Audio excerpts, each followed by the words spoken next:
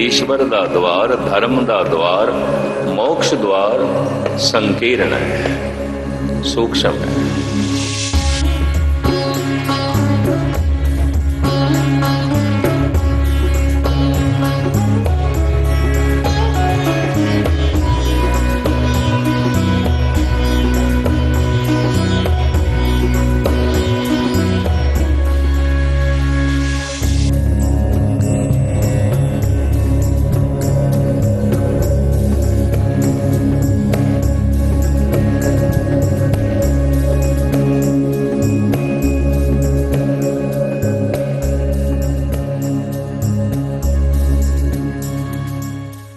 कई सज्जन ते सारी जिंदगी तैयारी च ही अपना समा गवा बैठते हैं।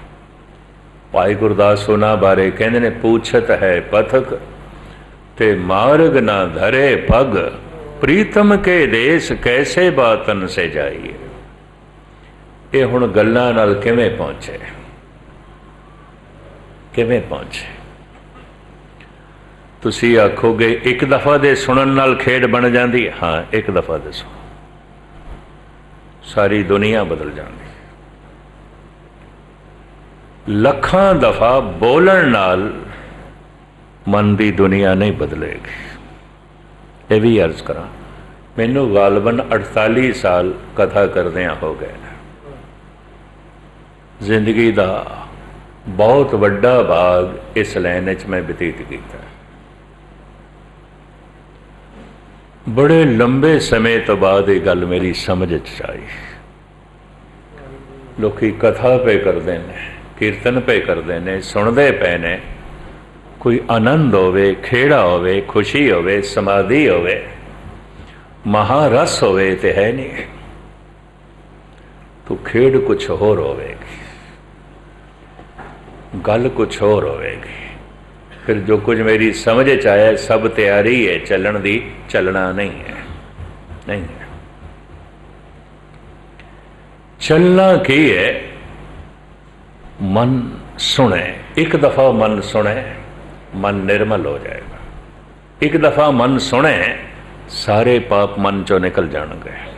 एक ही दफा मन सुने, मानसिक रोग सारे दे सारे चले जाएंगे। फिर शरीरक रोग भी चला जाएगा। रोग सोग दुख जरा मरा, हर जने नहीं निकटानी। एक सज्जन ने सेजगंज हिम्मत नाल कह दिता, ज्ञानी जी शरीर ते थोड़ा भी रोगी है। मैं कहा मैं वक्ता कोई श्रोता थोड़ी, वक्ता कबूल करना। मेरा मन नहीं सुनता, औखा है, कोशिश करते हैं। मैं कोई इस तरह का दावा भी नहीं किया मैं श्रोता, वक्ता बोलते हैं, पाठ करते हैं, जप करते हैं, मन नहीं सुनता। कभी बैठोगे अमृत वेले करके देखना, मन नहीं सुनता। या जेड़े करते होंगे जरूर अनुभव होया होना है, नहीं सुनता। इसे नूं गुरु नानक ने कह दिता, आखण औखा साचा ना। महाराज की औखा है, क्यों औखे आई जिक्र पे कर दो। मैं हुणे 2 मिनट 10 दफा कह देना वाहेगुरु वाहेगुरु वाहेगुरु वाहेगुरु। की औखा है? नहीं, बहुत औखा है, बहुत औखा है। पता है जिंदगी किस तरह साड़ी चल रही है? श्वासां दे आसरे ते श्वासां दी गति की है, एक बाहर जाता है, एक अंदर ले जाते हैं। जब अंदर ले जाइए तो हुण आखिए बाहर क्यों कढ़ना है, जिंदा रह सकांगे। तो जे बाहर कढ़े तो हुण आखिए अंदर क्यों ले जाइए, जिंदा रह सकांगे। शब्द अंदरों बाहर प्रगट होंदा है, वाहेगुरु चलता तो अंदरों है, बाहर प्रगट होंदा है। हुण इनू अंदर ले जाना। श्वास बाहर गया, श्वास अंदर आया है, ये जिंदगी है। शब्द बाहर प्रगट होया है, हुण अंदर प्रवेश करे, ये धार्मिक जिंदगी है। 50-50 साल तो कीर्तन कई करते पैने, मजाल एक पंक्ति अंदर जाए, खादी नहीं है। श्वास बाहर सुटे ने अंदर नहीं ले गए, जिंदगी बनी नहीं, धर्म की जिंदगी बनी नहीं। सारी जिंदगी धार्मिक मंदिरों च रह गए, धार्मिक नहीं ने। सारी जिंदगी धर्म ग्रंथों का पाठ करते रह गए, धार्मिक नहीं ने। जे को खावे जे को बुंचे। हुण मैं अर्ज करा, शब्द अंदरों बाहर प्रगट होंदा है, किस तरह होंदा है? 2-4 मिनट लवां, पूरा खुलासा तो हुण मैं फिर कल करांगा, क्योंकि समा अपने चाल नाल चलदा है तो मैं पछड़ जाना, घड़ी मैथों अगे लंघ जाती है। जिस वक्त बोलन का ख्याल आवे ना अंदर, पवन नाभि नाल टकरांदी है। पवन हवा नाभि नाल टकरांदी। पता है भारत विच नाभि नूं की कहंदे ने, धर्म ग्रंथां विच नाभि नूं की कहंदे ने? धुनी। ते धुनी दे अखरी अर्थ की ने? जिथों धुन उठदी है, धुन उठदी है, धुनी। धुन नूं जबान प्रगट कर दिए, उठदी है धुनी तो है, नाभि तो है। इस नाल ते हुण साइंटिस्ट सहमत ने। जबान तो सिर्फ प्रगट करती है, जबान तो उठती नहीं है, इतनी भी मर्ज करते हैं।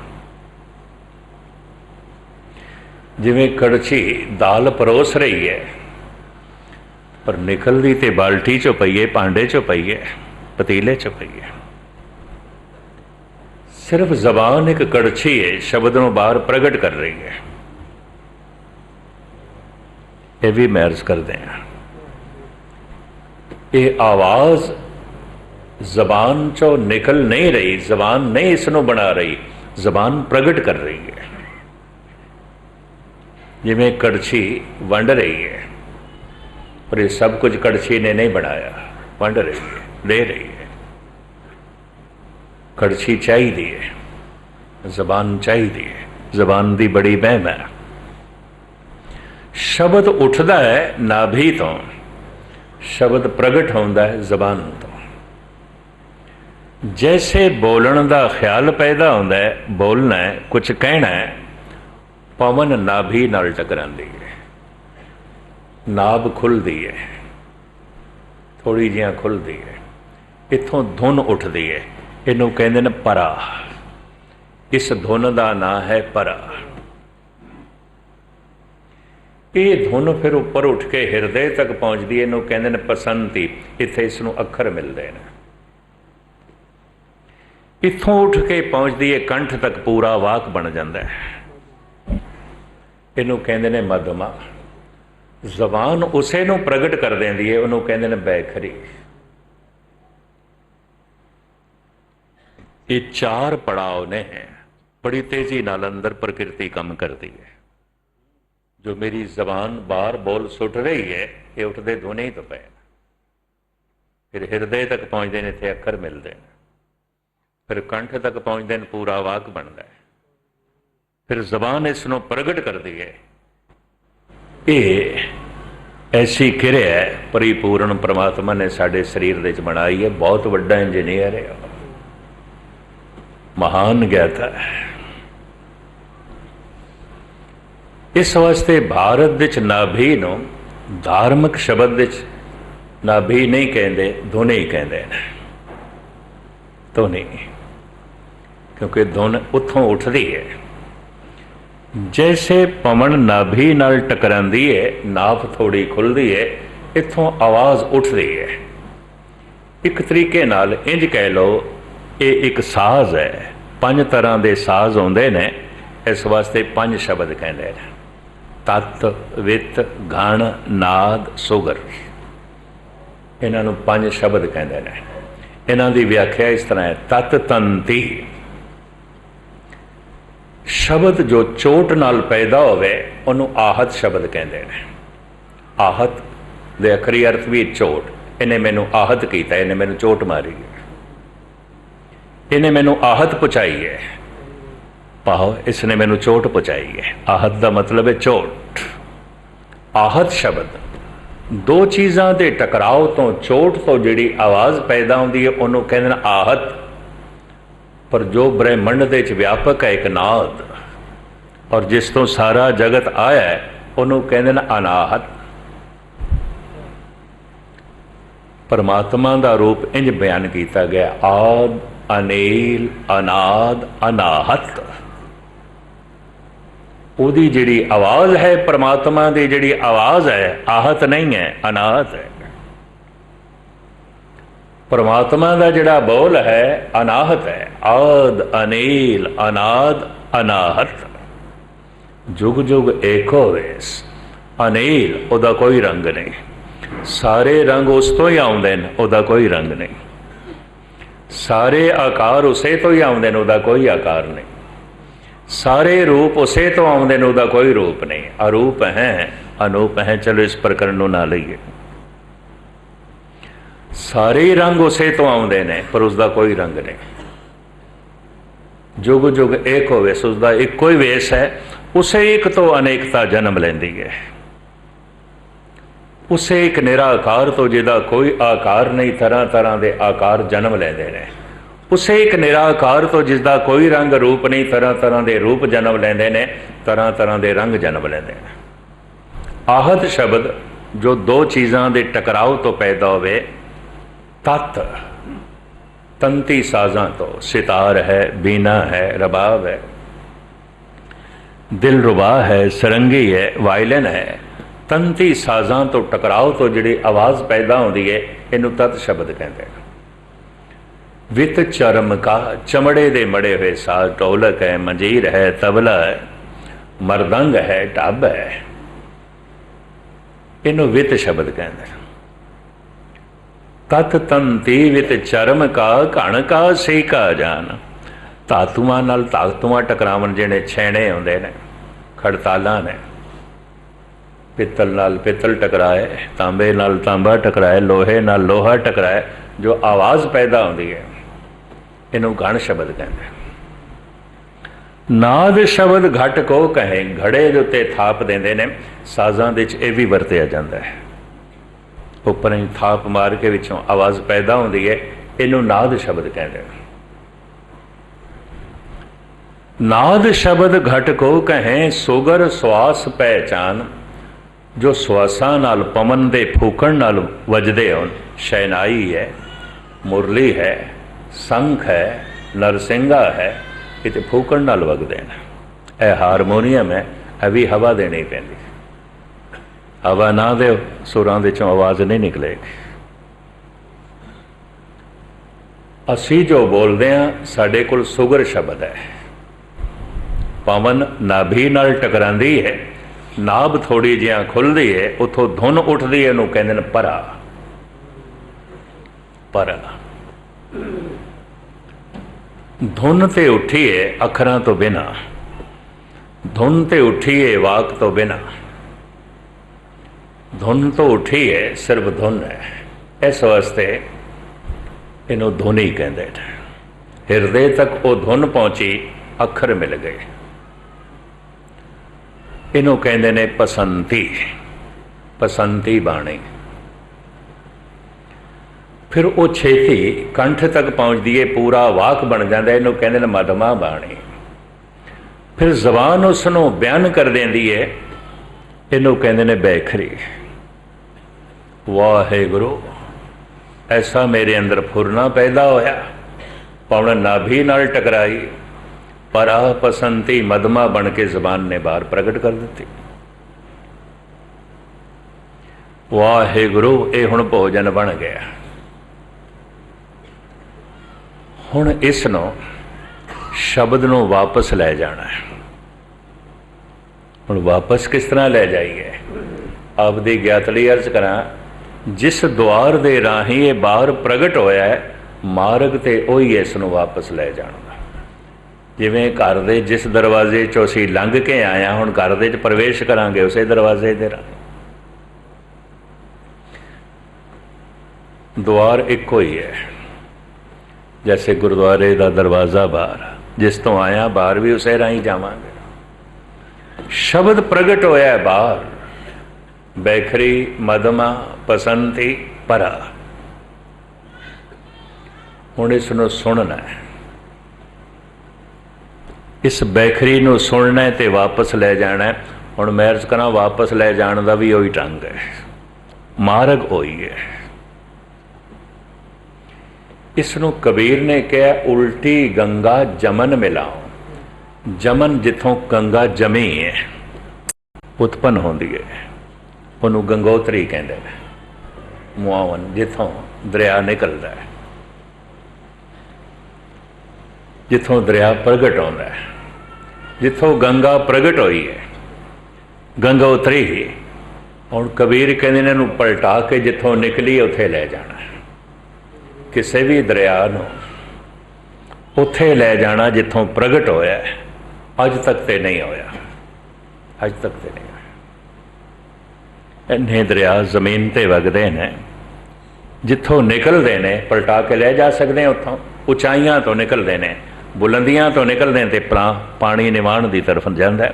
भारत के करीबन करीबन सारे दरिया हिमालय तो आते हैं, पहाड़ों तो आते हैं थले की तरफ।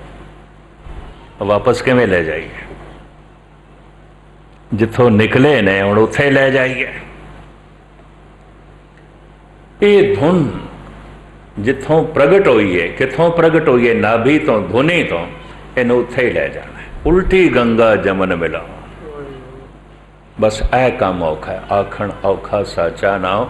जिस दिन करोगे ना, दुनिया च कोई काम इतना औखा नहीं जितना ये है। माउंट एवरेस्ट पे चढ़ जाना भी सौखा है, काम औखा है। चंद्रमा तक पहुंच जाना भी कोई इतना औखा नहीं है। धुन नो धुनी तक पहुँचाना औखा है। बड़े बड़े जोगी रह जाते हैं, बड़े बड़े जपीश्वर रह जाते हैं, बड़े बड़े अभ्यासी मेरे अगों रोंदे हुए मिले, कहते ज्ञानी जी की करिए, खेड नहीं बनती, खेड नहीं बनती। तड़पते हुए मिले ने, रोंदे हुए मिले ने। इसे रोदन का जिक्र करते हैं धन गुरु अर्जन देव जी महाराज। हो रह ना सका बिन देखे प्रीतमा, मैं नीर वह चले जियो।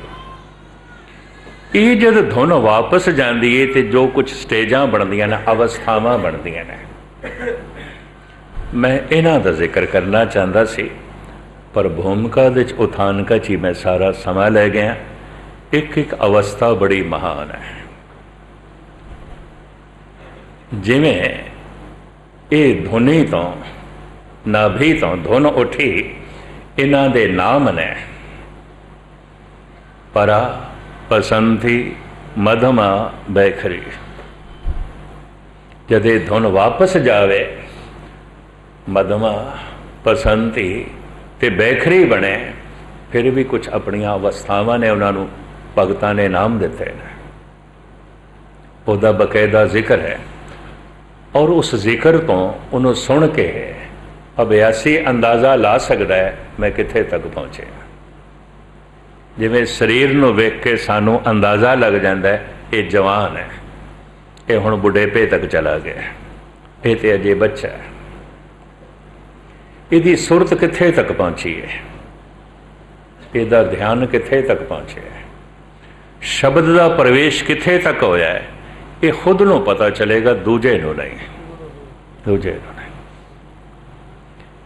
इस वास्ते धार्मिक मैं हाँ कि नहीं हाँ, ये बारे शेख सादी साहब कहते ने, तो खुद ब मुनसफ शुद्ध, अपना मुनसफ आप बन, अपनी जजमेंट आप कर, किसी को ना करा। तू की है, तू भगत है कि नहीं, तू गुरमुख है कि नहीं, तू संत है कि नहीं, ये फैसला किसी को ना करा।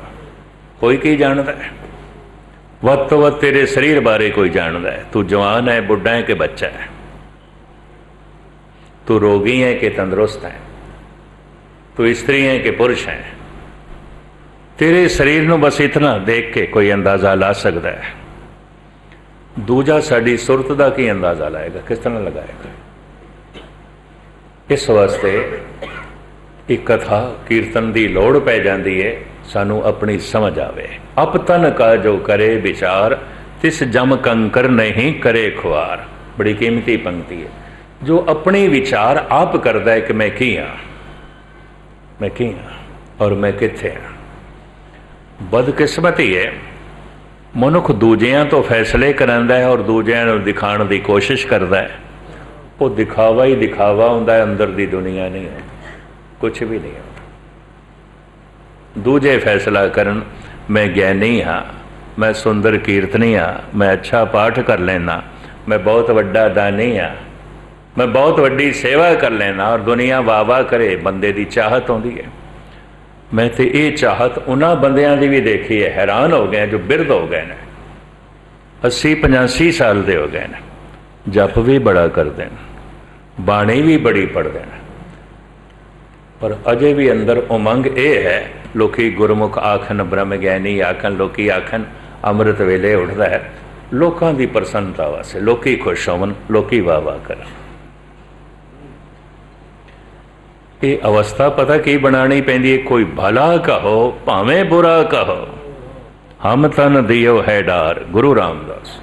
कोई मतलब नहीं 10 बंदे भला भला आखते पैना, कोई मतलब नहीं 10 बुरा बुरा आखते पैना, मैं की हाँ, कोई बुरा बुरा आख रहा, इतनी बुरी गल नहीं है, मैं बुरा ना होवा, बस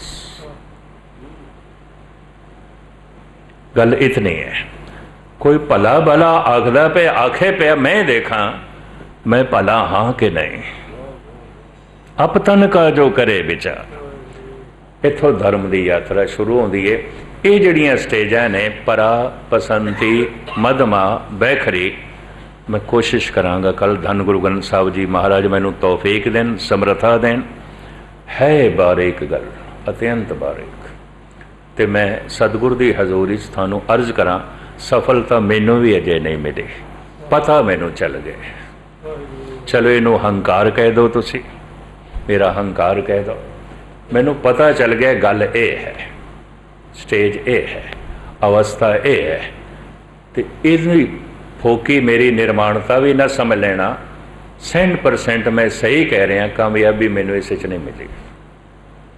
समझ आ गई है, वो समझ मैं थोड़े सामने रख रहा। तुसी आखोगे अवस्था क्यों नहीं मिली, ये मैनू हुण समझ आई है, बहुत औखी है।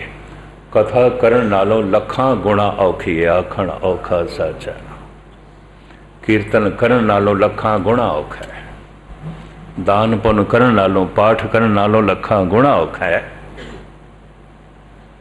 पाठ जबान कर रही है, इते भोजन बन रहा है, जिन्ने चिर तक छकांगे नहीं तो तृप्ति किवें होवेगी, सारियां भुखां किस तरह मिटणगियां, लोभ किवें शांत होवेगा, हंकार किवें मिटेगा। शब्द अंदर ते प्रवेश करे तां ही गल बनेगी। भोजन दी बुरकी अंदर जावे मांस बनेगी, खून बनेगी। अगर शब्द अंदर चला गया, यकीन जानो दया बन जाएगा, संतोख बन जाएगा, ज्ञान बन जाएगा, विज्ञान बन जाएगा, परम आनंद बन जाएगा, समाधि बन जाएगा, और मनुख दा मन परमात्मा दा रूप हो जाएगा। ये जड़ियाँ स्टेजां ने, बाकी कल समा हो गया। सारियां दा हार्दिक तौर पर धन्यवाद, तुसी बड़े टिकाव नाल सरवण कीता है। गुरु ग्रंथ साहब जी महाराज बख्शिश करन, रहमत करन, सुन के थानू कामयाबी बख्शन, सुना के मैनू कामयाबी बख्शन। थोड़ा सुनिया होया सफल होवे, मेरा सुनाया होया सफल होवे। भुल चुक दी क्षमा। वाहिगुरू जी का खालसा, वाहिगुरू।